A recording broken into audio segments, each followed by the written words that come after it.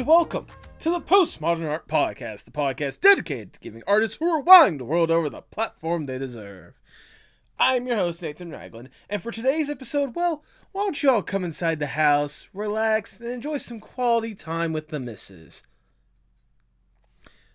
Today's guest is Miranda Parkin, an artist and voice actor known for their wide range of roles, as well as their eerie art, including a very welcoming housewife. Truth be told, Miranda was a guest that we've been trying to have on for a little bit. Due to times not necessarily meeting up, we wanted to have her on back whenever we were doing Halloween leading up to it, but that didn't line up. But regardless, this is still a fantastic episode with a wonderful guest. Sincerely, this was a very fun chat that I know you guys are going to absolutely love. If you enjoy Miranda, please make sure you support her with the links down in the description below.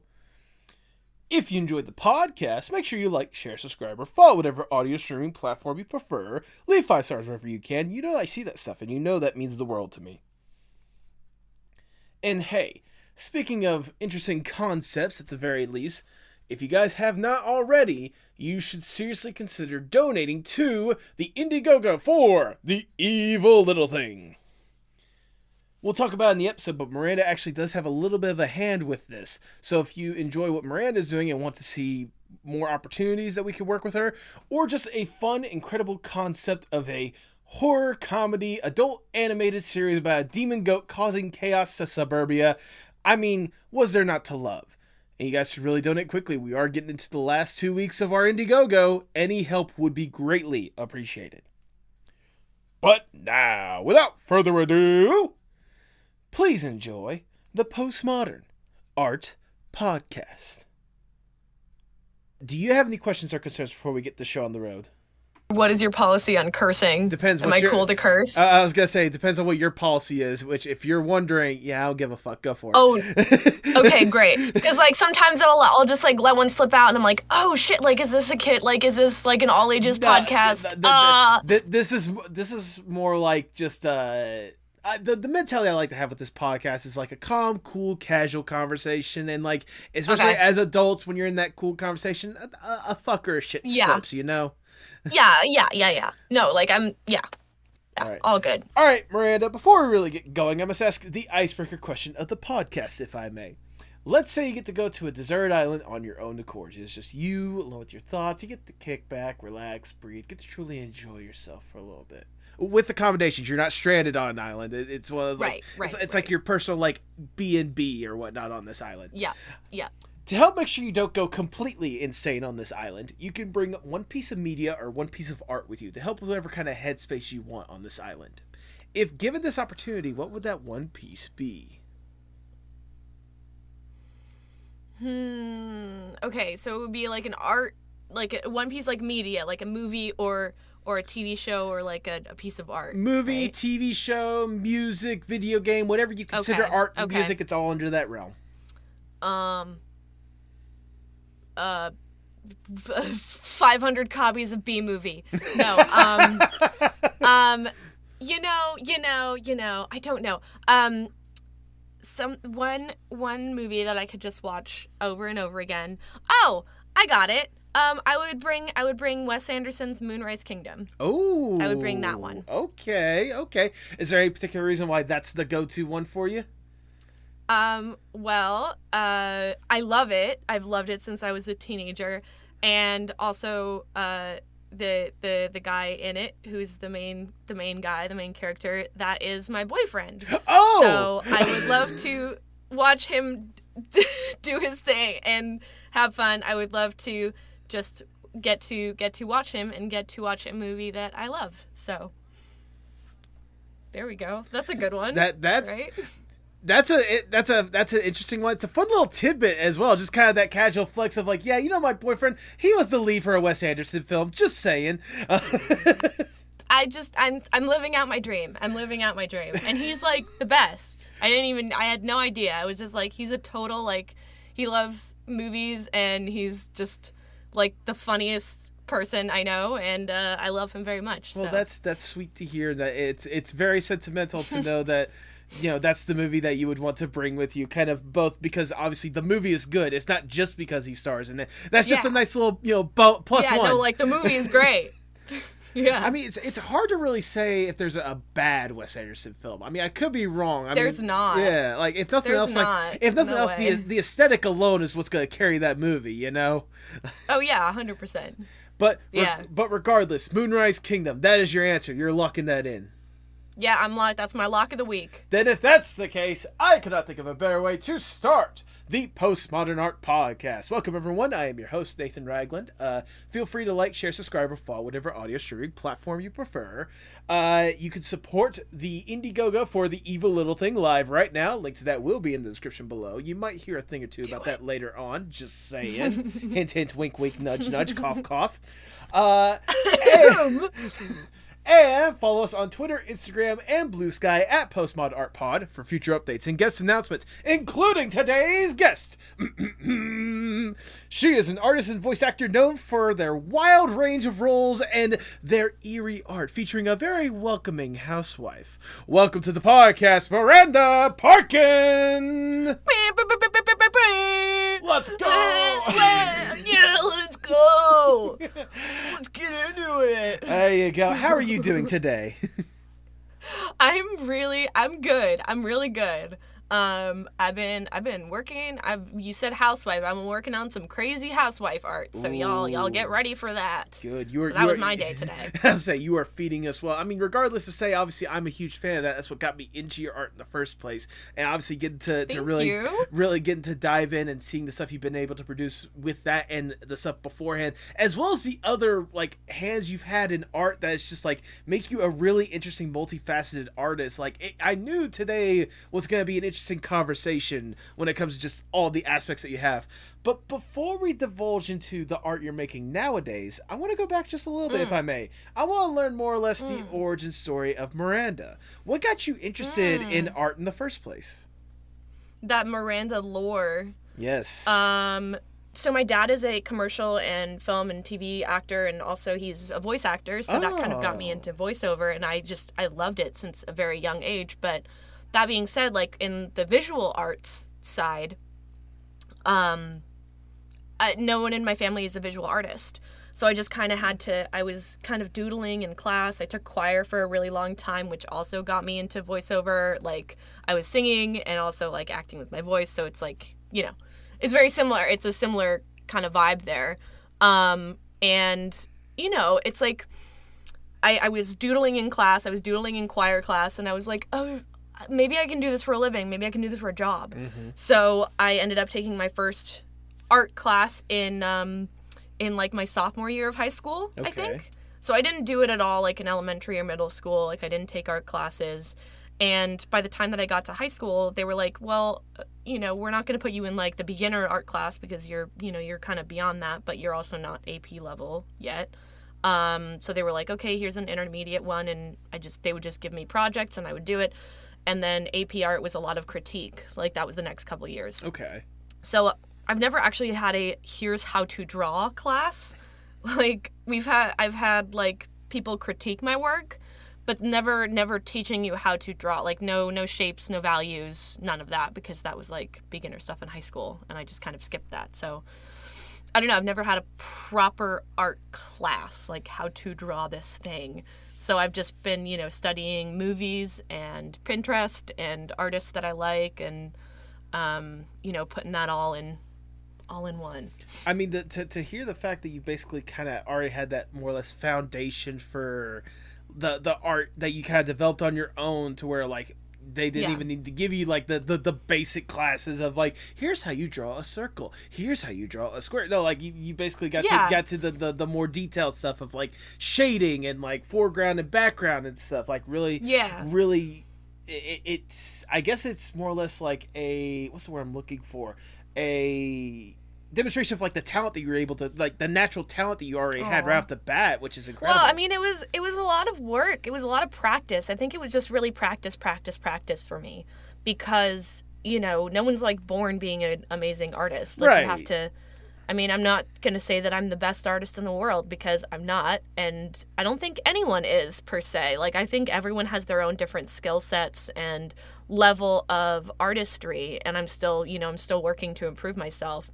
And when I was little, my dad would always buy me the art of books for, like, The Incredibles and, and like all these Disney and Pixar movies, and I would study them. I'd look at them and try and, like, copy and then repeat and then do it in my own style. Like, that was kind of how I taught myself to do it. I would, like, look at what these people did that I liked, and I was like, oh, this is really cool. I'll add this into my art, and then, do it over and over again, and then see how that goes, Absolutely. I mean, it's incredible to hear that, like, your father's a reinforcement, more or less, of just your art in general, both when it comes to the he loves it. I would say both when it comes to the obviously practical one, but also, like, the voice acting being, like, the foundation for that in the first place.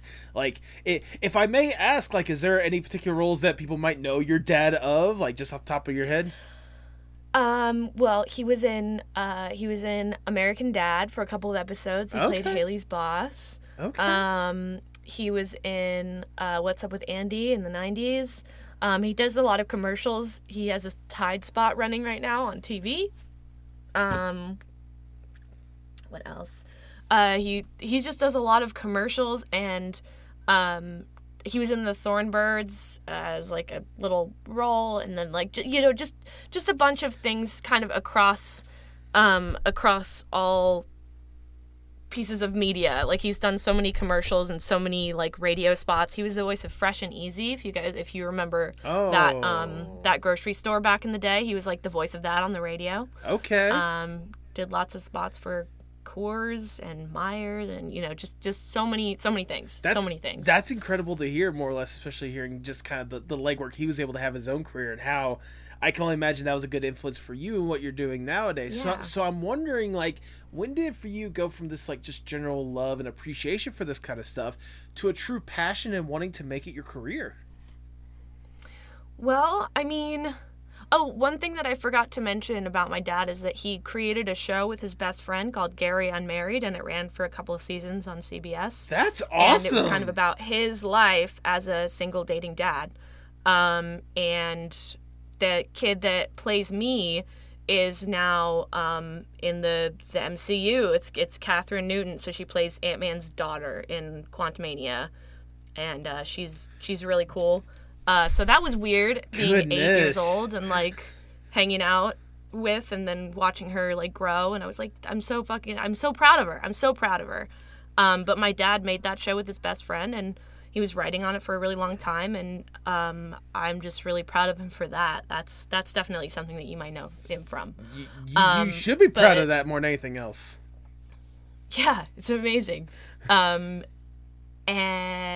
back to the thing you asked, so, like, it did come from a hobby, and then I realized that maybe I could do it for a career. Yeah. I went to junior college for a while. I went to Santa Monica College, and proud to say I'm a junior college dropout. Yes, who anyone else out there, a junior college dropout, just know you're not alone. Yep. But I went to junior college for a while, and I kind of was doing freelance gigs here and there and doing my voiceover. And then I realized, I was like, oh, I'm kind of, like, making these connections and DMing people on Instagram, and they seem to like my stuff, and they're industry professionals, and maybe I should take their advice and, do that full time. So I started doing freelance, and I'm still doing freelance, and I love it. I love doing freelance. It's so much fun.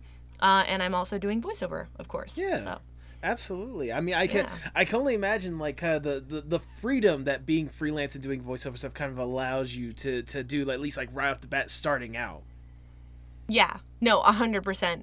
It's a little unnerving because I'm like, oh, like, where's my next job gonna be? What's my next thing gonna be? Like, but at the same time, it's like I am free to work as hard on this or as lazy on this as I want to. So it's kind of up to me to figure out what is going on there. I mean, absolutely. I know, at least for me, when I was doing the research on you, whenever I first wanted you on this podcast, I'll be honest, the voice acting stuff was the stuff I knew less about you about, which is probably interesting to hear sometimes. So in fact that a lot of people, especially looking at some of the roles that you've had, probably know you more for the voice acting stuff than the art stuff. Like, yeah, maybe so. Like, I don't even know, because it's funny. Like, my first anime just came out, My Happy Marriage, and it's my first anime that I've ever been in, and I played the lead. Named Mio, and she is like the softest spoken, most like timid, shy, like she literally sounds like this, and it's like, you know, it's like, I'm so sorry, you know, it's literally like the most whispery version, and then you like see like me in person, and I'm like, hey, what's up, dude? How are you doing? And then you see my art, and it's like terrifying. So it's like, I don't know. I have layers. You are like an ogre. You are like an onion. You have layers. I am an onion. I am an onion. I'm literally an onion. Well, let me peel back probably the easiest layer to talk about, at least right off the bat, and that would also be the voice acting stuff right off the bat. I mean, obviously we know, you know, having your dad being in the industry like that, you know, it's very easy to see how it is to kind of break into it. But obviously seeing what he does, and then you actually going forth and making that your reality has to be a whole different thing. I'm wondering, like, how is it for you, like, really starting out, like, really trying to get your foot in the door? Yeah, it's kind of different because I've been doing it since I was 5. Oh, wow. Okay. So I started it when I did commercials, and I did a couple of things, and I was very close to a large role, and then my mom was like, no, you're not being a child actor. No thanks. And she just didn't let me do it for like a long time. And then I moved back to my dad's house when I was 16, and I'm like, I want to do voiceover. Immediately I was like, that's the first thing that I want to do. So I've been in lots of video games, lots of commercials. I think the two like main things that people would know me from is My Happy Marriage and the sequel to the game The World Ends With You called Neo The World Ends With You, which is on the Switch and the PS4, and I voiced Nagi, which is like, she's like the third in the trio. And I'm also in Arena of Valor. I'm in Shadowverse, the digital card game. I'm in Moonbreaker, which is from the studio that does Subnautica. That one's like more of a chess, like kind of strategy. Right, game. right. And then I also do ADR, which is voice matching and stuff for movies and things. So like those escape room movies that came out a little while ago, there was 2 of them. They were Sony movies, and I voice matched the main character. So every time, like when she was off screen, I would be doing like her voice. I would doing her screams and some lines, and it was just so like, you know, I just kind of do, and I do dubbing as well, like just for live action shows. I mean, that makes sense. Yeah. Just a bunch of random stuff, whatever I can book, you know.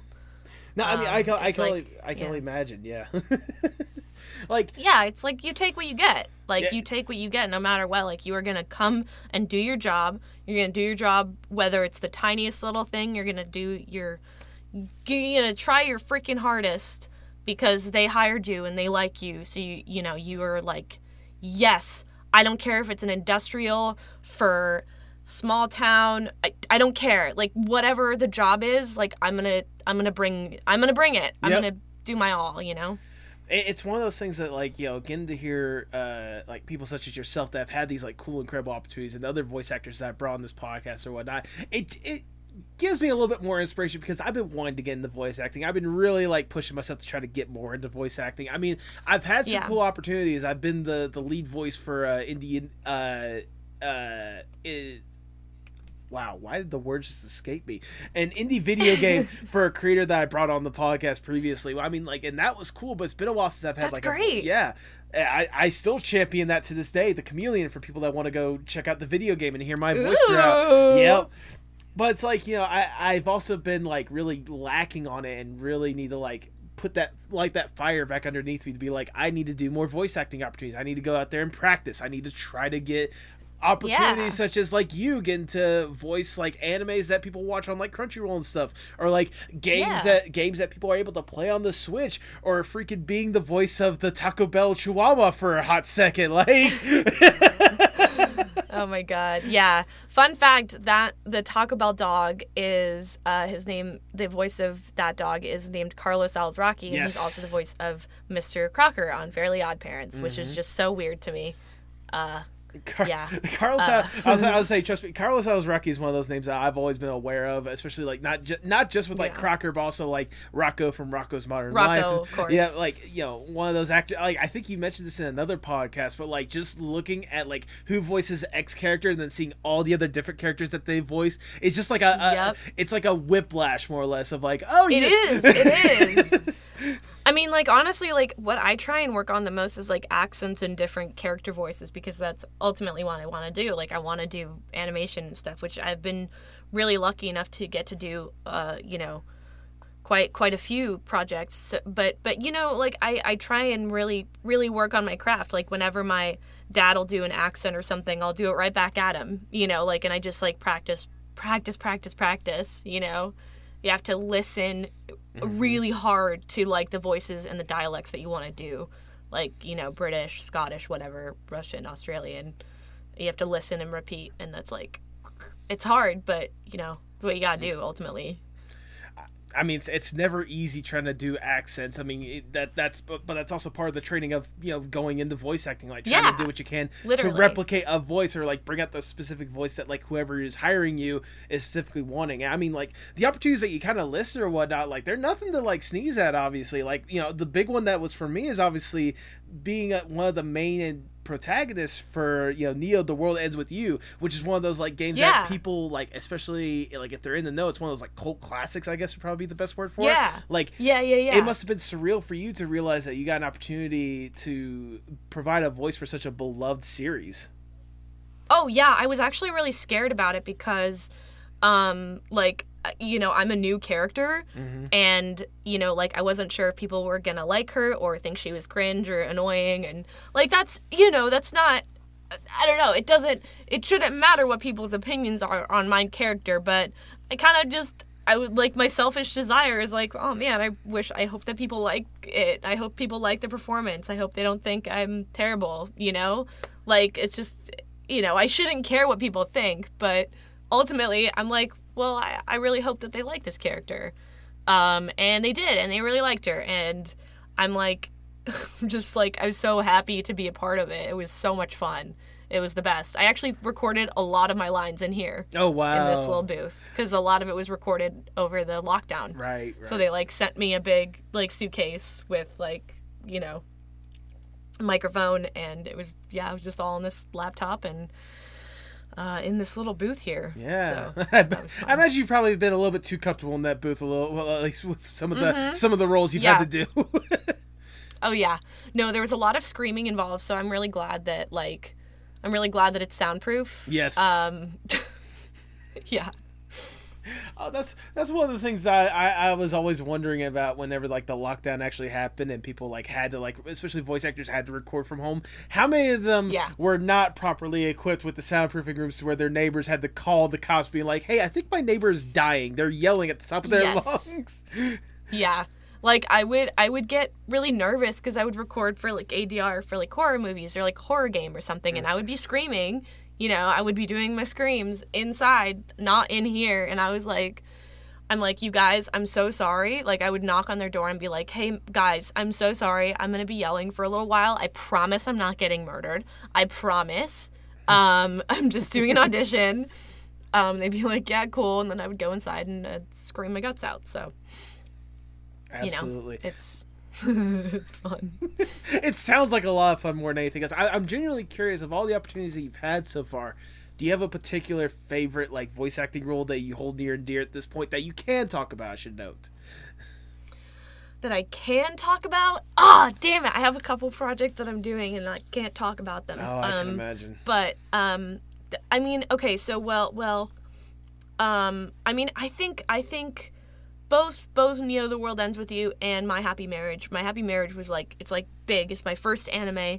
It was like, you know, it was huge. It's like, it's on Netflix and it's beautiful and it's being animated by the same studio that did like Made in Abyss, which is like a really cool anime that I like a lot. And I'm like, wow, like this is so cool. And like being able to say that I was like in this wonderful project with wonderful people, and like they were all of the things that I've done have been so much fun. But I think the most exciting was probably My Happy Marriage, because like having a lead role and getting to do so much work, because she does go through a lot of emotional changes, so I had to like make myself sound more confident, and there's a part where she has to face herself and her other self is like evil, and I had to like do an evil voice, like what would this character sound like if they were evil, and it was just it was a big challenge. I think that's why I liked it so much. Okay.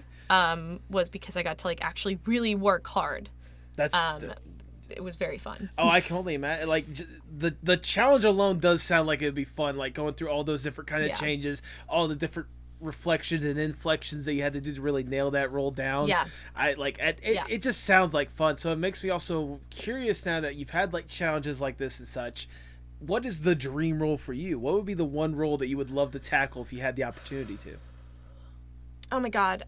Any like villain. Any villain. I would love to be a villain. That would be so cool. Or a child who is like possibly like inhabited with the spirit of something older, so I could like curse in my child voice. You know? Like all I can think of is like 5 from Umbrella Academy, because he's like 12, but he's also like a grizzled old man on the inside. You know, and I'm just like, I love that like the trope of like overly mature like 10-year-old. I think that's like so funny to me. Like Hit Girl and Kick Ass. Yeah, no, exactly. Like she's so cool, and she like, you know, she like acts overly mature for her age. So I would love to get to do my little kid voice, but like be able to, you know, curse and get mad at people. I thought you were gonna go for like kind of like an Exorcist kind of thing of like having the child voice like be able to say like fuck 20 different times, but no, like I get what you're getting at with the that would be cool thing. too. Yeah. I'm down with that. That sounds great. You're not picky. It's a role. It pays. No, I'm not picky. I would, but honestly, like that would be so much fun. That would be so awesome. I would love that. Absolutely. I mean, I can only imagine like some of the roles you can dream up of, especially for like that horror one that I kind of mentioned, because it kind of leads in hand with kind of the art you've been able to produce on your own, the digital art or like the physical art, which is what I definitely want to talk about next. Like the art you've been able to produce that aside from your voice is some of the most impressive art that I got to see out there. Like that's so. Thank you. I'm dead serious. Thanks. Like I'm genuinely curious. Like for those that may not know about you before and now, or at least not know about this aspect of it, how would you describe your art and how did you kind of develop the style that you did? I mean, it's kind of strange because since I've been working like with a lot of like different people, I have to kind of develop my style to like match their project. Like the art that I did for Evil Little Thing is like not my style, but I had to like develop my style to be like that, you know? And so like with the scary art, I take inspiration from like found footage horror movies. Okay. People like, I don't know, like Trevor Henderson, the guy who made Siren Head, he's a big inspiration of mine. I mean, just like creepy movies just in general, like I love horror movies. And anything like found footage and like freaky. But then like my other stuff like Housewife and like my other character design things, I take inspiration from like a lot of like classic Disney movies, but like more Disney concept art rather than the final Disney piece, because I honestly more often than not think the concept art is more interesting than the actual like final product. Like if you've ever seen concept art of Elsa from Frozen, that was literally what I was going to say. Literally, she looked so cool, but then they yassified her. Why did they do that? I guess look how they massacred my girl. I guess to try to make her seem relatable and redeemable for the audience. I don't know. She looked cool. Let her be cool. She looked cool. She looked cool. But yeah, like there's a lot of like concept artists that I follow that I really enjoy, and like I just take inspiration from kind of like everywhere, really.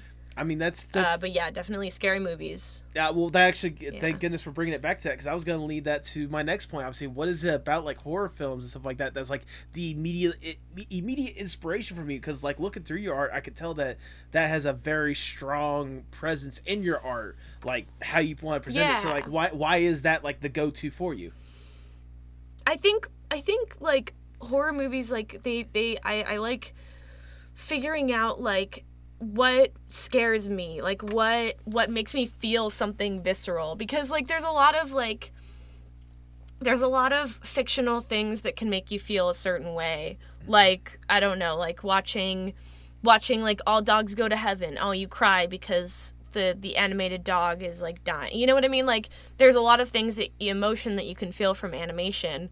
But also, like, in terms of me personally, I just feel so much. I feel so much about horror movies. Like, why does it scare me? Why does this fictional thing on the TV stick in my brain? Right. Like, it's gonna stick in my brain forever. Like, I remember when I was, like, when it came out, I think I was like 12 or something, and I saw World War Z, and I wasn't really into horror movies back then, but there was a certain, like, image of a certain zombie that, like, stuck in my brain, and I was wondering why that was. Like, why does it scare me so much? So I've kind of, like, tried to unpack that, and I'm like, wow, like, found footage horror movies, those are cool. I wonder how it can make me feel. I don't know, it's just like, I'm very interested in it. Like, about how and why it scares me. What is scarier than something else? It's very interesting, more or less, like, the psychological aspect when it comes to horror films. Because it's like, in the back of your head, whenever you're watching these films, you know that, like, straight up, yeah, no, this is fake. There's no way this can exist. That, like, it's obviously that this killer is not, like, a real person, But yet, like, in the moment, in the heat of it, when you're watching this stuff, like, that visceral reaction that you feel inside you, like, there's nothing like it. Right. And, like, if you watch a romance movie, romances can happen in real life. Yeah. That's not fictional. Like, a story like that could take place. But monsters aren't real. So there's got to be, like, some psychology around, like, you know, like, why do we feel so much fear from this certain thing? Why are we afraid of the dark, you know? Yeah. Like, and also, how dare you say monsters are real? What's been the thing that's been going bump under my bed for these entire, like, 10 years of my life, huh? Guys, hate to break it to you, it's probably Gary Busey. He's probably under you know there. what? That's probably very valid. That explains the random outbursts here and there, and I think that's cocaine I see around here. No disrespect to Gary Busey for whatever reason. But no, regardless, like, I can really see, especially with some of the artwork you've been able to present out there, like, kind of that presence of, especially, like, the found footage stuff. I mean, like, the detail that you can sometimes put in some of your characters and some of your drawings is, like, that's the shit I crave. Like, I love seeing, like, the art you've been able to produce, and, like, how well you've been able to really capture, like, a person's emotion or a person's, like, complexion. Like, you do a good job really getting those details just right. Thank you. That's so sweet of you. I love, like, I do a bit of, like, photo bashing. Like, there's one like, picture of, like, a creepy creature, like, in a mall arcade that I have on my Instagram page, and I actually took that picture. It's from, like, a mall in Sacramento, and then I draw the character in, and, like, I'm not really that good at backgrounds, or it just takes me too long, so I would much rather spend that time on a character. So, like, whatever kind of art that you can make, like, I always advise people to play to their strengths, and, like, my strengths are, like, drawing creepy things, right? Like, I know I can do that in my sleep, but, like, I would much rather spend time on drawing that rather than the background. But, you know, sometimes I'll add stuff in the background. Like, sometimes I'll add, like, strokes of paint, or take out something that I didn't like, or kind of edit the photo to what I want it to be. So, or put I don't know, I have a weird process. Or put, like, a little teaser or a hint of, like, something that goes bump in the night in the background. You know, just a little stuff like that. Yeah. Like, just like little things. I imagine it has to impress you sometimes, like, just, like, whenever you get done with a certain piece or whatnot, like, it has to impress you sometimes, like, just how well you've been able to execute it properly. I can't say that I can't say that I feel impressed with myself all the time, but usually I'm just kind of I'm usually just excited to see what people will think of it. Okay. And like, cause I just want the audience's reaction. Like, I'm like, all right, I did a job there. I did something that I thought was cool, and then now I'm excited to see how people like it. Like, wow, are they going to be scared? Which one do they think is going to be scarier? I'm really excited to know what like my friends think and stuff like that. Well, if you want to talk about getting an audience reaction, let's talk about the biggest audience reaction you've had so far when it comes to your artwork. And that's with this wonderful concept known as the housewife. Yes. I love this creature. Like, first and foremost, I gotta start by saying that I love this creature right off the bat.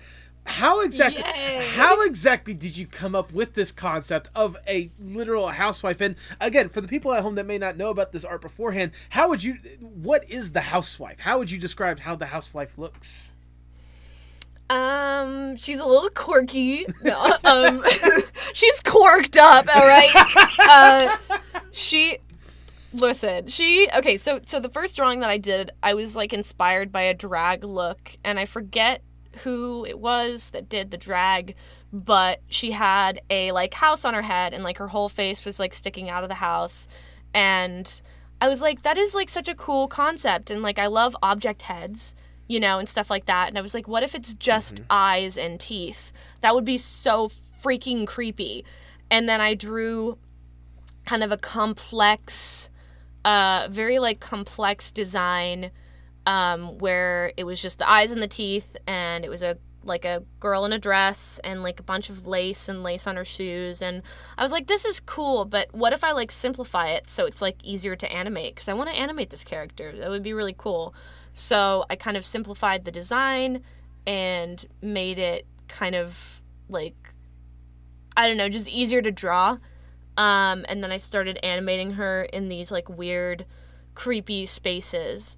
So I kind of, I don't know, she kind of bounced back and forth in terms of lore, like what she actually is. Is she a person? Is she AI? Is she this? Is she that? Like, no one really knows.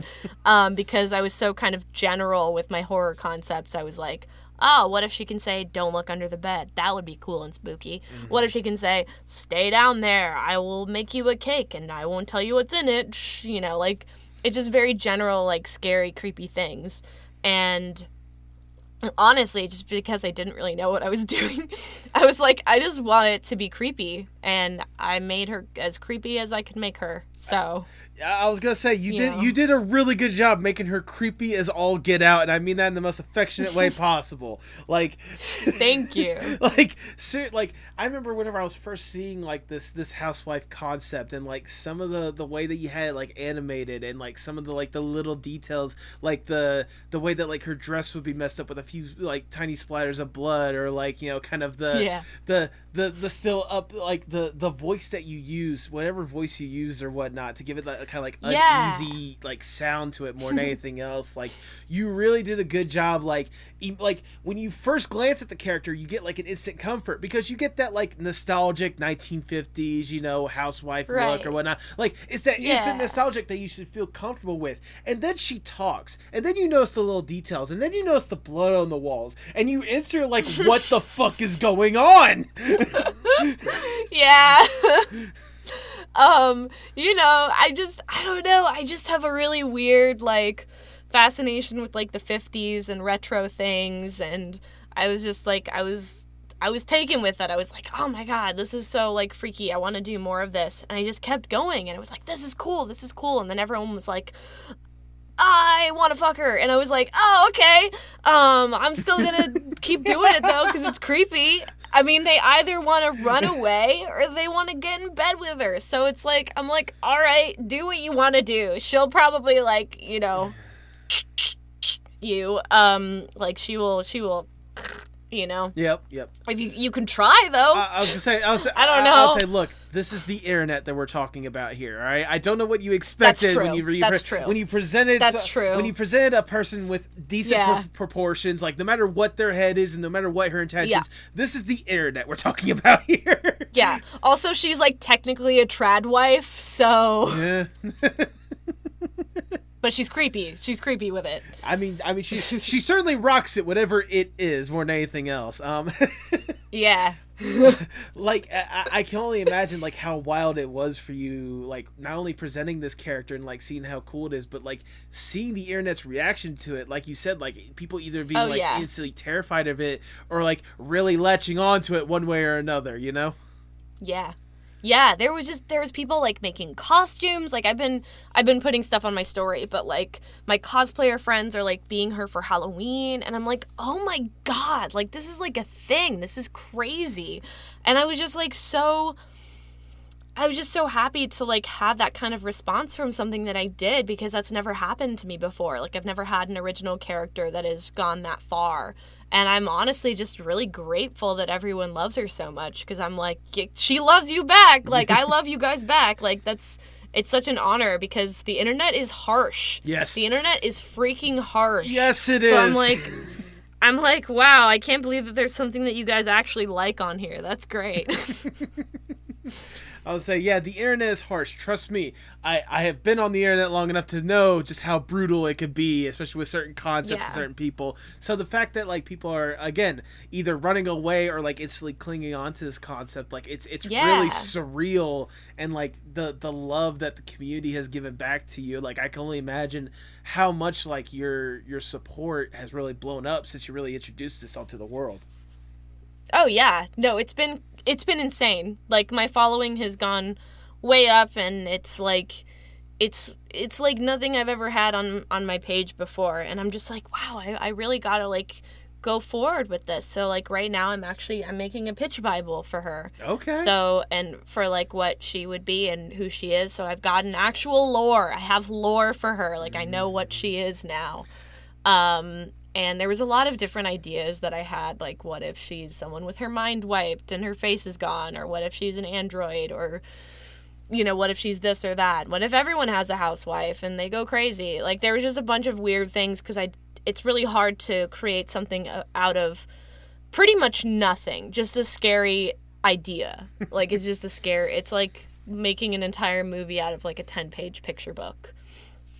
Like that's hard. I mean, but figured it out. We figured it out.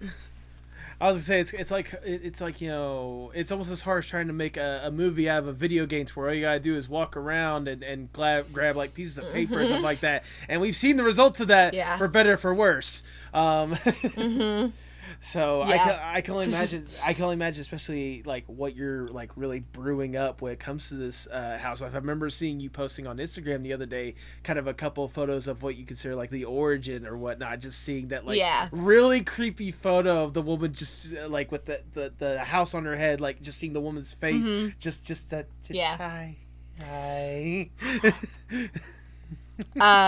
Yeah, so like she is like, I can confirm to you now that she is a sort of AI, like artificial intelligence robot. With that photo that you saw of that person's face, that is her mask. Like that is her like animatronic face. That's like her, you know, silicone rubber mask, and it, you know, when you take it off, that's where the eyes and the teeth are, because that's all you can really see. If you take off like an animatronics mask, you know, it's the same thing as like with Megan, like that movie Megan, when, you know, they took off her face, it's just her eyes and her teeth, and it's creepy. You know, same thing, Five Nights at Freddy's, like it's everything has been done before, but it's kind of my job to make it different. In some way, shape, or form. So I have a whole like large like 3-act structure thing that I've been working on, and my writer buddies and my dad, and we've all been working on it, and it's been really fun so far, and I've been making some concept art for it. So that was one of the pieces of the concept art. So she is an artificial intelligence being. I mean, the fact that again we're already getting like the groundwork for what could potentially be next, especially hearing the support you support group you have both immediately and internet wise to see how far you can honestly take this concept. Like I can only imagine how surreal it is. I'm curious as well, like whether it is one of the housewife pieces or just a general piece in general. Do you have a personal favorite piece that you've been able to put forth onto the world? Like thinking of all the art, because Ooh. obviously you've been doing this for a good bit. I mean, it doesn't. I mean, it could be one of the Housewife pieces, or it could be just like a personal favorite one with like a good connection to like a movie or a show that you have or whatnot. But do you have a personal favorite? I don't know. I can't choose. Because they all like the reason that I can't choose, and I don't want it to be like a cop out or anything, but actually, you know what? I do have to change that. My pilot that I made with my dad, our pilot, The Comic Casino, which we have been pitching around. That, and I worked on that for a couple of years. Like, I worked on it for 2 years. Like, we both, you know, and writer friends as well. Like, we all worked on it. But I did most of the art on it, and it's 10 minutes, and it's just, like, a very large and, like, big passion project for me. So I would feel like that as a whole has probably been my favorite thing. Okay. But that being said, favorite like art piece or little short animation, I couldn't really tell you. I have so much fun just kind of going through art phases, and I know everyone has like different style changes, and like it's just been fun seeing like all the growth and the just like the different styles and things that I like to do. No, absolutely. Yeah. This is everything, really. Yeah, absolutely. Now, I want to touch upon that point that you were talking about here, because I don't think I've even heard of this pilot of you said the Comic Casino. Is that what it's called? What is this little project? Because like just the name alone already has me intrigued on what it's about. So it's kind of interesting because we are pitching it, but we started pitching it right before the writer's strike. Oh, and then our co-writer was like, he's part of the Writers Guild, so he couldn't like really contact on it anymore. So it was just like, it was weird. So we have like connections at studios and things, and we're still trying to pitch it as an animated series, but it's essentially about a defense attorney in the future. She goes back to her home planet, or her moon, and her family's casino, and her dad is a casino owner and kind of like a mob boss. And she thinks that he's dead, but he has just been put into a robot body. His consciousness has been put into this robot body. And he owns this casino, and he's going to be vacated, or his soul is going to be vacated from this body, because he is a terrible person. And these robot shells are reserved to preserve the life of philosophers, inventors, you know, people that deserve to live a long time, and not like a mobster shyster guy. So she has to go defend him in court, and all the while she has to run this casino. So it's kind of like, it's like Arrested Development meets Blade Runner 2049 meets The Jetsons. You know, it's a lot, and especially because this casino is like in the giant version of Vegas. So imagine an entire moon, and then just the strip of Vegas, but going all the way around the moon. So there's themed casinos, there's shysters, there's grifters, there, you know, and all of these aliens. It's like there's different aliens from different dimensions and planets, and they're all there. And the pilot, we were able to get a lot of my voiceover friends. We have Gray Delisle, Tara Strong, Billy West, Maurice LaMarche, Gary Anthony Williams, Mindy Sterling, Lorraine Newman. Just we got the best people. We literally just got the best people, and I'm so like, I can't even believe that, like, you know, they all were just like, yes, let's do it. And I'm like, oh my God, really? Like, a D. Bradley Baker as well, and like just freaking everyone. It was crazy. So hopefully someone picks it up. But if not, I'm gonna keep pitching because it's done. It's shovel ready. So, you know. I mean, it sounds like you got yourself like something brewing that could be absolutely incredible. I mean, just hearing the names of the people that you have on board to help you out with this, not just with like the writers' friends and having your dad on board, which I can imagine the sentimental value of having that on there as well, but like all these incredible names that, you know, the people that know voice acting know just who you're talking about. Like, they know who these people are. Like, I might have to tap back into you to see if I get some of those. No, I'm joking. But in all seriousness, like, just you describing this to me right now, like, it sounds like a fun time more than anything else. Like, kind of the fun, like, quirky family drama meets, like, intergalactic space, you know, Wild Western-esque kind of thing with, like, the Vegas aspect. Pretty much. Like, it just sounds like chaos in the best way possible. exactly. That's kind of what we were thinking. And it's funny because I play the main character and my dad plays the main character's dad. So we got to like direct each other and like yell at each other, and it was really funny. But there was a point where we were like halfway through recording, and right after we had gotten done recording D. Bradley Baker, and we had gotten done with that, and we were like on to our last couple, and my dad was like, you do realize you're in this pilot with them too. Like, they're going to be doing their vocal performances, and you are as well. Like, you're going to be alongside them. You have to carry this. And then I'm like, oh no, what did I do? Like, what did I get myself into? I freaked out. I'm like, what? I'm like, no, why did I, like, why? Oh God. It just, like, freaked me out. It nearly gave me a panic attack in the car because I was like, oh, no, I'm going to have to hold my own against, like, Tara fucking Strong. Like, I'm going to like, not against, but with, like, you know what I mean? Like, I'm going to have to be in this pilot with these amazing people and not sound like a total idiot. So that was hard and scary, but I did it. Good. I was gonna say, like, I can imagine that kind of like instant fear, because it's like you're talking about people that have spent years in this industry, like really honing a craft, and here you are being the lead for it, and you have to make sure you don't sound like you're just brand new to this gig, you know? But yeah, but obviously hearing the experience that you kind of had so far and how you kind of been able to carry yourself with both previous voice acting stuff and other art stuff that you put yourself through or whatnot, like, I can only imagine how professional of a performance you put out there more than anything else. Oh, thanks. You know, I tried my best, and I got good direction on it from my dad and our booth director, Tim. And, you know, it was definitely a difficult thing for me to do, especially because there was some narration that I had to do as well. So I had to make that sound interesting. But narration is hard to make it sound interesting. But I also had to, you know, kind of brush off my accents and characters as well for like other additional things, and it was just kind of weird, like animating to my own voice as well. Not animating, but you know, animatic, like having to listen to my voice all the time, and I'm like, ugh, I sound so stupid. Oh, I sound this and that. Also, people assume, oh, you're a voice actor. You must not hate the sound of your own voice when you hear it on the recording. No, we hate it. No. We hate it. We're just like everyone else. We all hate how we sound on recording. I'll say, look, I do this podcast on a weekly basis, all right? I have to go back and listen through just to make sure I got edit out certain parts or whatnot. I cannot tell you how much it kills me sometimes to hear my own voice and think to myself, God, could you just like sound like 20% better? Like,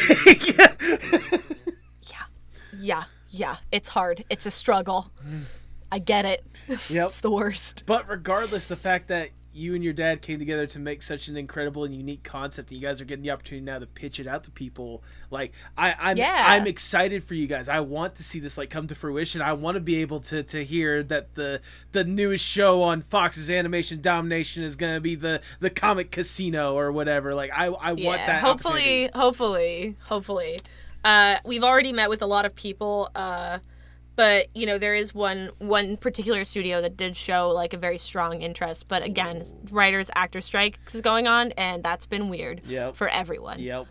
So, you know, right now I'm just working on my Housewife pitch Bible, and seeing where that goes and doing freelance things. And also I've been doing a lot of voiceover lately, so that I'm very grateful for that. Well, there you go. I mean, also one of the opportunities you kind of had around this time is to provide a little bit of work for a certain independent adult animated horror comedy concept starring a very cute little demon goat. And that is for The Evil Little Thing. Can you describe for the people at home just kind of the hand you've had in this incredible little concept? Well, I did a couple of little backgrounds of the kind of the street and the house first, and then I went and did turnarounds of the three main characters. Wait, no, just the two. Mm-hmm. Yes, I did turnarounds of the two main characters, and the one that's not the goat. The ones that are not the goat. Unfortunately. But I did the turnarounds of those, and that was super fun. And I love the aesthetic of it a lot. It's so much fun. And And I just had a lot of fun doing these turnarounds. They were like a total blast. I mean, I imagine it kind of worked hand in hand with like the housewife concept that you had. Because I feel like it's that cool like 1950s aesthetic, but yet somehow like slightly creepy. Oh, also I did the logo too. I did the logo. I forgot to say I did the logo because I remember like Tipsy was like, "Yeah, this is our current logo," and I'm like, "Well, what about this one?" She's like, "Oh, let's use that," and I'm like, "All right, great, cool." You know. Trust me, I still graphic design is my passion. Really well Thank you. I'm glad you like it. It was a fun little thing because I've been working in mid-century modern stuff for a while, you know, with Comic Casino because that's all like mid-century modern, and then Housewife is mid-century modern. I love that aesthetic. I love how like just really creepy it all is once you like strip away the exterior, because everyone like romanticizes it like, oh, I want to go to a diner and I want to go have dinner and a milkshake with my boyfriend, you know, like everyone just kind of, I don't know, they just like romanticize it all, and I'm just like, well, I mean, the aesthetic was really cool, but you know, there was also like, I don't know, racism and also like bad things happening and also really terrible ideals for women and how they should just stay in the kitchen. So I'm like, okay, so the aesthetic is really cool, but there are some creepy ideas underneath. Oh, yes. Like, there's some freaky stuff. And then I see it done wrong, and I'm like, oh, I want to do it right. I want to do it something good. Mm-hmm. Like, and like the evil little thing, like it seems like it's doing it right. You know what I mean? Like, I want to be a part of that, and I want to, like I know you guys are doing it right, and you know, hopefully with this housewife thing, I hope that I do it right there too, because I'm talking about Don't Worry, Darling, because that was terrible. Yeah. It was a terrible film, and I was like, man, I wish, you know, like I wish I had a hand in that, so I feel like I probably could have done some cool things for that movie, and that would be creepy. Yeah, you know. Although, sorry, go on. I will say, it is quite funny. It is a comedy. It turns into a comedy if you watch it as a parody of a Jordan Peele movie. If you watch it as that, you will have the best time. So, are you telling me that this is more or less like The Room of Jordan Peele movies and whatnot? Yes. I'm not kidding. I watched it because I was like, this reminds me, because I feel like, oh God, what was the lady's name that directed it? She also directed Booksmart. I'm gonna forget it, and then everyone's gonna hate me. But she is it Olivia Wilde in the movie too? Yes. So it's Olivia Wilde's like foray into horror, because she directed Booksmart, which is like a comedy, right? And that's a really fun, good comedy. And then she started going into horror. So I think that she thought that she could be Jordan Peele because he's such a funny guy. And then he went and directed Get Out, which is like a horror comedy. And then he got a lot of success. So I think my film theory is that Olivia Wilde wanted to be the next Jordan Peele. And she tried it and it didn't work. So if you watch it as a parody of a Jordan Peele movie, you'll like it. I mean, you know that like the expectations were going to be low when the biggest thing to come out of that movie was the controversy behind it when it comes to all the actors and who's fucking who. Like, you know you weren't exactly going to be coming in for a classic when that's the big story coming out of it, so. Yeah. But it's not the best. No, not the best. Not the coolest. But back to obviously the original point of what we were getting at, like having that aesthetic. Like I imagine, especially whenever you got the opportunity to tinker around with some of the stuff with the Evil Little thing, like it was cool for you to really, tinker more with that aesthetic, and that's something that I appreciate you being able to really bring forth. Like whether it be with the Evil Little thing, whether it's the Housewife or your own, or especially hearing that the Comic Casino is gonna be embracing some of those aesthetics as well. Like it just makes me excited to know that like you have found a very comfortable lane to really express yourself, because that aesthetic, like you like, especially with what I see with the Housewife, you've done a fantastic job with it. Oh, thank you. I have fun, and it's kind of funny because like it is really funny when like people are like, who must this be? Who must this be behind the face of this, like, creepy art? Like, oh, she's murdering children or whatever it is. Like, what insane freak could have done this? And I'm like, hi, I'm Miranda, I'm 23. It's like, I can do silly voices in front of my computer. hello, shaka bra, all that stuff. Let's go. Hi. Well, I mean, I don't do well at parties. oh, come on. No. You can't tell me that you... No, I love parties. about- I love parties. I'm kidding. I was about to say, like, you seem like the kind of person that would be, like, the life of the party sometimes. Like, Oh. But, like, you know, that is also not fitting the bill of terrifying characters. that, you know. yeah. I guess most... You know, you would think I was some, like, incel freak or something. I don't know. I was literally just about to say, I guess people think that, like, horror people are, like, these incels that spend a little bit too much time in a dark corner in a room or something like that. Like, no. No! Like, I'm cute. My mommy thinks I'm cute. But, like, regardless, like, just thinking back to, like, your art journey as a whole, the fact that you've been able to have a hand in this stuff at a very young age and, like, really get a chance to embrace it as you got older and having these cool opportunities come to you or opportunities that you developed for yourself that have really evolved into these incredible, like, artistic achievements at the end of the day. Like, Yeah. it has to amaze you Aww. how far you've been able to come along on this art journey so far. I mean, I wouldn't say, like, amaze. I think it's just, like, my journey, just like anyone else's journey, you know? Like, I think that it's really important to just kind of keep being yourself. And I know it's cliche, but, like, I feel like I love what I do, and I'm very lucky to get to do what I do.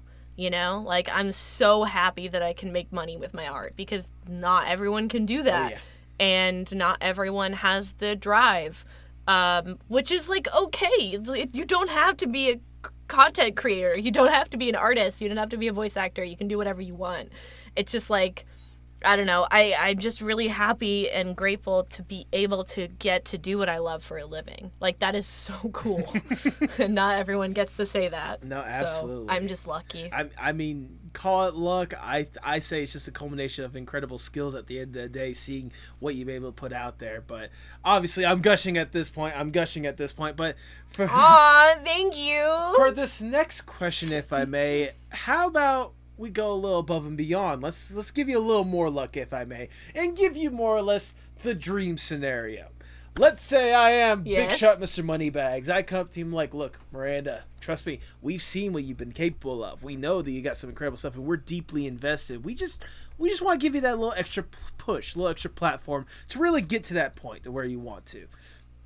We have access to anyone and everyone in whatever industry possible, although you have some good connections beforehand. I mean, you know, regardless. And more money than there should be possible. We really should be paying for those actors at this point. I mean, they've really put in all that hard work and they've put in that time. We'll focus on them in a minute, we promise. But right now, we are focusing on you and you alone.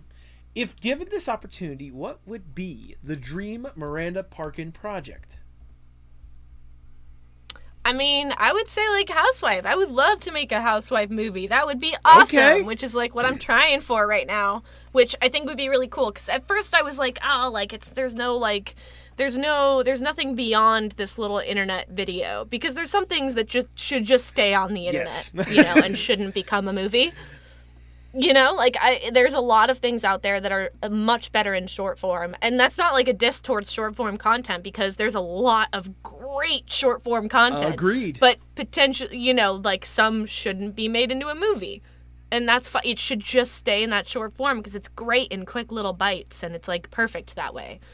But I was kind of afraid that there wouldn't be a story there. But if there is a story to be told with Housewife that I am kind of feeling like there might be, you know, after doing some writing sessions with friends, and I'm like, wow, that would be a really great movie to make. I would love to do that. Or, you know, something completely different. I would love to just make, like, a horror movie, like an animated horror movie, just in general. That would be amazing. That would be so cool. Or an animated show. I would love to do Comet. I would love to get to do Comet. But, I mean, in terms of, like, people that I would, like, love to, like, work with, I would love to work with, like, Ari Aster. That would be, like, a dream director. There you go. Like, if I was able to, like, do some art for one of his movies, that would be, like, insane. But, you know, like, I just think that I would just love to do anything, like, horror related. I think I would love to make some horror, some creepy stuff for people to look at with their eyes. I mean, yes, with their beautiful, stunning eyes that you can clearly see, and not animatronic or whatnot.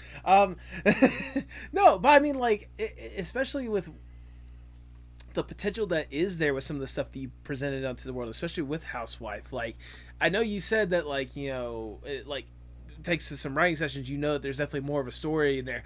I can tell you right now, like, even before those writing sessions, there was a lot of puzzle pieces there that could honestly be put together for a really amazing, like, wonderfully told story, and it makes me excited to see what you and your group, like, you and your people are gonna be, like, really brewing up if given the opportunity.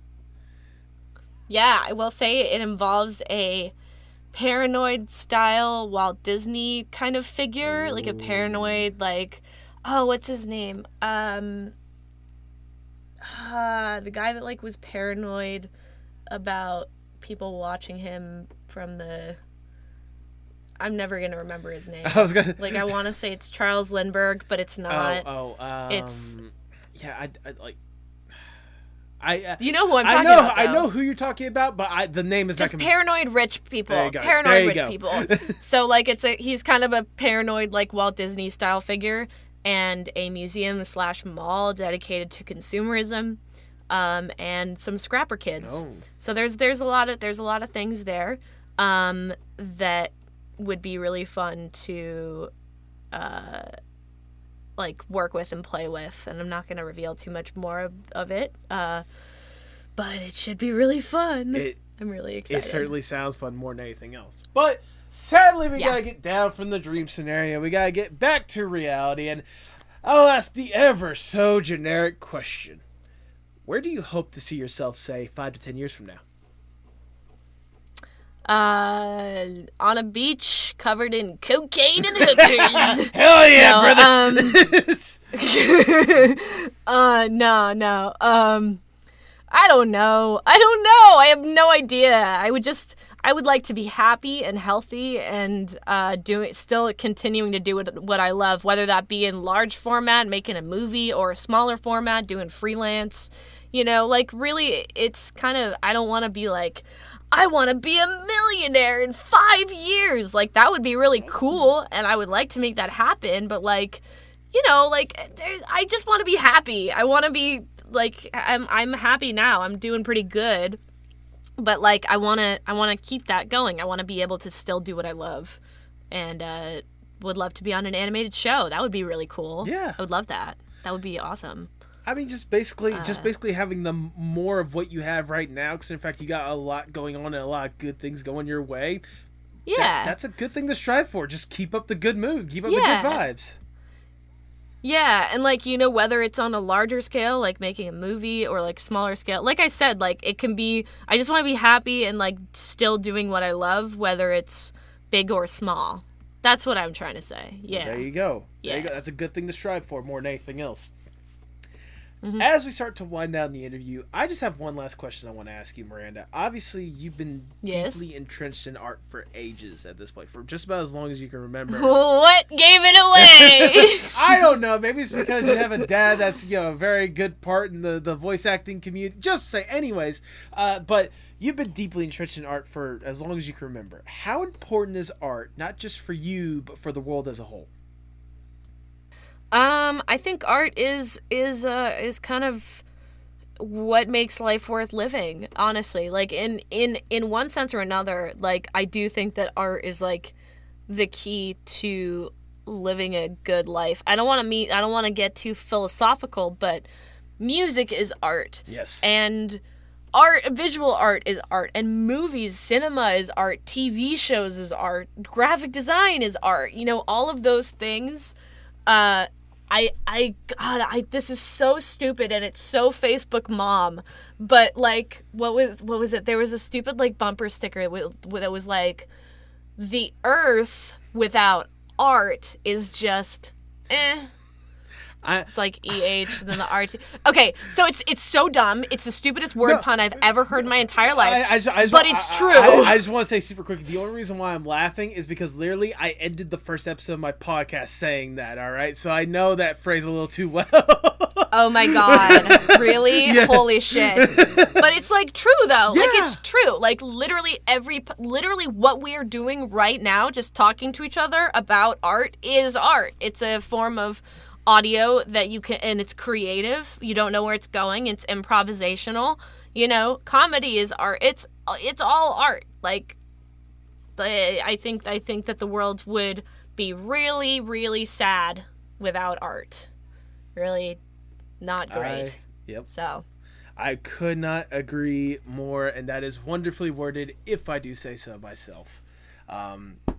That is all the questions I have for you, Miranda. I've already showered you with a whole bunch of praise, but I want to shower you a little bit more because it's my podcast. I do what I want. Yeah, you could do what you want. Exactly. Live your life. Exactly, and I've certainly been enjoying not just like how I've been really enjoying your art ever since I first got to really immerse myself into it. Like I said, ever since I first saw that first little Housewife stuff, like I was just locked in just because of how just because of how well done it is more than anything else. Like the horror concepts like that are probably out there if you dig deep enough, but like with how well you were able to execute it and like really get that sense of like unnerving and fear in like the back of your neck, like that it really showcased like true talent right off the bat. And then really getting to immerse myself, seeing like all the different kind of art and seeing the kind of influences that really had upon you, and then getting to also do some more research upon you, getting to learn more about like your history, seeing kind of like the opportunities you've had, not just with that kind of art, but all different aspects of art, especially like the voice acting, hearing you have such incredible opportunities that some people can only dream about. Like, it's incredible to me that like you've been able to get all this stuff and not only just get these opportunities, but really knock each one out of the park, like do a really phenomenal job each and every single time you're given something. I mean, because let's be honest, there are people in this world that are given opportunity after opportunity after opportunity, and it doesn't live up to expectations at the very least. You know, everyone has like, there's a lot of people that have like a bad take or a bad flop here and there or whatnot, but like every single opportunity that I've seen you do whatnot, you do a phenomenal job every single time. And getting the opportunity thank you. And getting the opportunity to talk to you now, getting to really learn about your history and like what you're doing to both for now and in the future, like it just makes me excited. It makes me ecstatic to see what you have cooking up next, because every little thing that you talked about, like I could tell the love and passion you have for this stuff. And that's what the most exciting part. Seeing that like no matter what you put yourself into, no matter what opportunities you're given, you seem to have the same love and passion for all of it. That just lets me know that whatever you're going to be producing next is going to be phenomenal, because there's going to be a lot behind it. And it just makes me excited. So thank you thank you, Miranda, for all that you do. Please keep up the phenomenal work, and just know that, I mean, you probably could tell from your following alone, but you have people like myself that's going to be rooting for you every single step of the way for whatever you do. Oh, you're so sweet. Thank you so much. I just, I'm having a good time, and I try my best with everything I do. So I think that's my piece of advice for everyone. Just try your best, and also, don't be afraid to, like, direct message people, like, that you like artists and stuff on Instagram. Like, if you DM me, I'll probably respond to you. Like, if you say, hey, man, I like your art, that'll, like, make my day, Like, I've made a lot of connections from just DMing people and being like, hey, man, I love your art, keep up the good work. And, like, whether it leads to anything or not, that's not the point. Like, the point is sharing good vibes. I don't know. There's a difference between like sharing that love and passion and just being desperate for attention. Trust me. It's not. It's I've sadly had at least a couple people that straight just being like, "Hey, can I be on your podcast?" I'm like, that's not what this is about. This is about showcasing like people doing a phenomenal job with their art and doing a lot of love and passion behind it. So yeah. No, I get it. I understand. And I'm so grateful that I was able to at least have a connection to where we can actually make this interview a little better. Shout out to Tipsy J. Harsh for actually making this interview possible more than anything else. Thank you, Tipsy. Yeah. But for those that might be, for some reason, not know what in the world we are talking about and want to see all about this stuff that I'm gushing about, go ahead and plug your stuff for the people at home. Oh, hello. My name is Miranda. I like long walks on the beach.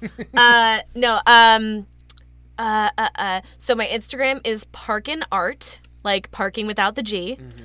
So Parkin Art, no spaces, or if you just type Miranda Parkin, it'll come up. My Twitter is mparkinb, like the letter B.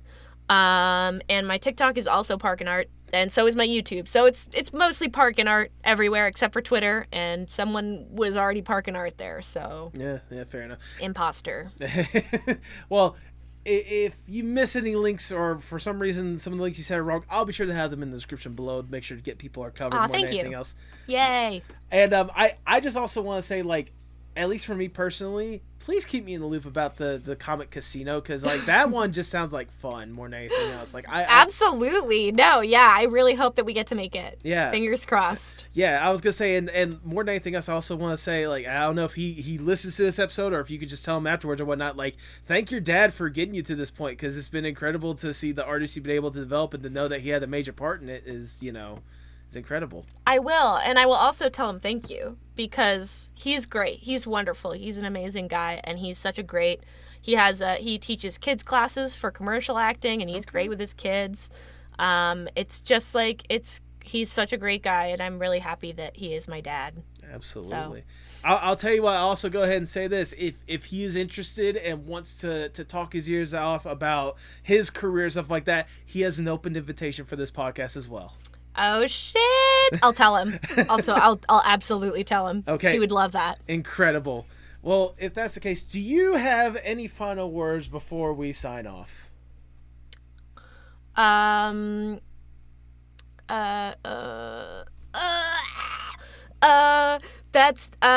go watch My Happy Marriage. Go watch that on Netflix. That's my anime debut.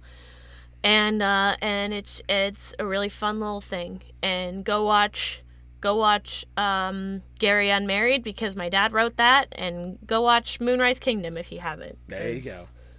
Yeah, there you go. Do all that. Exactly. Do all that, please. Like, show love and support for all the art that and impact that Miranda's had in one way or another. Aw. With that, all I have left to say is, for the people at home, pay your artists. Yeah, pay your freaking artists and your freaking actors and your freaking everyone. Pay them, please. Please. Pretty please with sugar on top. Thank you. Tell me what's wrong, tell me parts in motion. Sing me a song, tell me your eyes can all open. Show me it all, pick me up in the car you drove when you used to call. Show me it all.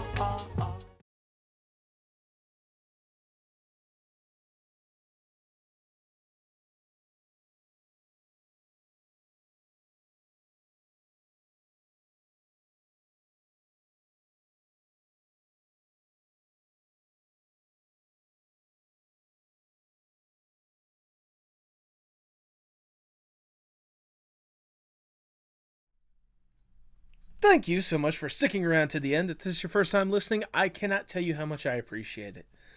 This was sincerely a fun episode. Miranda just had this great personality about herself, and especially getting to talk about the stuff that she's passionate about, or the stuff that she has a hand in one way or another. It honestly blew my mind, because I did not know what to expect going into this conversation. I mean, I knew it was going to be a good chat, but I mean, Miranda, if you've gotten to this point, let me tell you first and foremost, this was a fun episode, and I sincerely hope we get the opportunity to talk more. It just blows my mind. Some of the people I've been able to have on this podcast and the connections they have in one way or another to incredible people in the industry. And the opportunities they're able to do as well. I mean, especially like this housewife concept. The main reason why I wanted to bring Miranda on. The fact that she was able to create that opportunity for herself is absolutely outstanding. I mean, it just blew my mind more than anything else, just seeing that and instantly falling in love with it, like a lot of people on the internet have. And I mean, on top of that, getting to talk to her a little bit more, hearing about the voice acting she's been able to have a hand in, some of the other art opportunities, having an opportunity to potentially get a show on the air in one way or another, that it blows my mind, and it just makes me more excited for incredible opportunities with artists like this. It just reminds me back to the people that I've always tried to help and make their dreams a reality. Which, once again, I know I said it in the intro, I know I mentioned it in the middle of the podcast, but please, please, please, if you guys have not had an opportunity to check out the Indiegogo for The Evil Little Thing, I sincerely hope you do. There's some incredible rewards there. There's a lot of love and passion going behind this project. There's a lot of excitement with it as well, at least for the people that are on the crew. I mean, I know Tipsy's excited to really see this thing come to fruition. I'm excited for the opportunity to write some more incredible episodes. The voice actors that we've had on board, they're excited to really bring these characters to life. We just need your help. That's all that I can ask at the end of the day. I mean, seeing incredible art such as this one, seeing the incredible art that Miranda's being able to produce, all that love and support really makes this community go round at the end of the day. And that's the stuff that I love and appreciate and want to see a lot more of. Whether it is with the Housewife concept, whether it is with the Evil Little Thing, or whatever projects you guys are working on. I know you guys put a lot of effort into your stuff, so please keep going with it. It really does mean a lot. If you're listening to this on the day that it releases or the weekend of or whatever, go ahead and give you guys a heads up. There's no episode next week. I'm going to New Orleans. I'm taking a week to enjoy myself a little bit of a vacation with my mom, spend some quality time with people. So yeah, no new episode next week. There will be an episode the following week. And who knows, maybe I might have a surprise bonus episode in the work for you guys. Just saying. A little bit of fun. Please take care of yourselves, all right? Keep up that love and support for both yourselves and for the projects out there that you're passionate about. Let's really bring this community together and let's really lift people up. And also donate to the Indiegogo for The Evil Little Thing. Please, please, please, please!